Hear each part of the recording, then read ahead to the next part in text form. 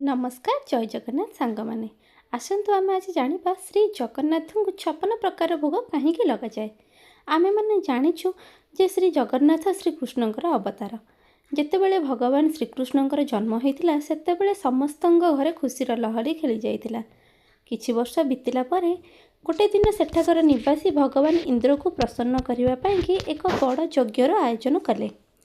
यही सबू देखी भगवान श्रीकृष्ण तांको पिता नंद को प्रश्न कले, पिता यही आयोजन कौन पाई करा जाउछि?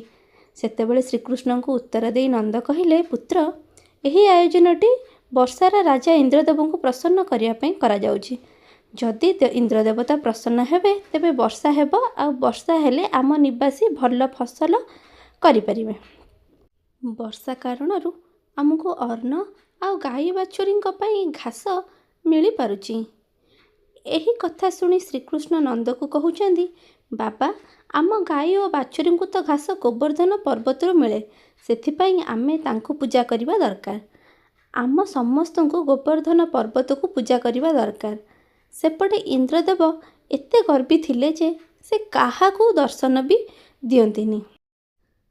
कृष्णकर कथा शुणी समस्त ग्रामवासी इंद्र को पूजा करने स्थान में गोवर्धन पर्वत को पूजा करने स्थिर कले और गोवर्धन पर्वत को पूजा कले।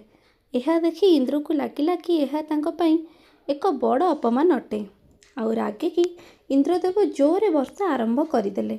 वर्षार प्रकोप एते थिला जे गाँव में पानी होईगला, घरे पानी पशिबाकू लागिला। ये सब देखि गाँवर समस्त ग्रामवासी भगवान श्रीकृष्ण को यही समस्यार दायी करने लगिले। श्रीकृष्ण को अनुभव है कि तांको द्वारा गोटे बड़ भूल हो जाइए। ग्रामवासी दुख देखि श्रीकृष्ण साहाय्य करने को चिंता कले और समस्त ग्रामवासी को निजर पछपट को आसवाक कहले। आउ समस्त को नहीं गोवर्धन पर्वत पाखक गले। भगवान श्रीकृष्ण निजर गोटे हाथ में मुरली और गोटे हाथर आंगुठी रे पर्वत को टेकी ग्रामवासी को सही गोवर्धन पर्वत तले रहिबाकू कहिले। इंद्रदेव लगातार 7 दिन धरी वर्षा कराइले। आउ श्रीकृष्ण 7 दिन धरी गोवर्धन पर्वत को निज आंगुठी रे धरी रखिले। आउ ग्रामवासी को पर्वत तले रखी तांको सुरक्षा देले।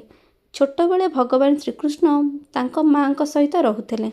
तांको माँ पूरा दिन में 8 थर भोजन परसी देउथिले और निज हाथ में खुआई दौले। तेबेले 7 दिन धरी श्रीकृष्ण किछि खाई नथिले, सेथिपाई माँ यशोदा श्रीकृष्ण कि 8 र 7 गुणा माने 56 प्रकार व्यंजन करी श्रीकृष्ण को खाइबाकू देइथिले।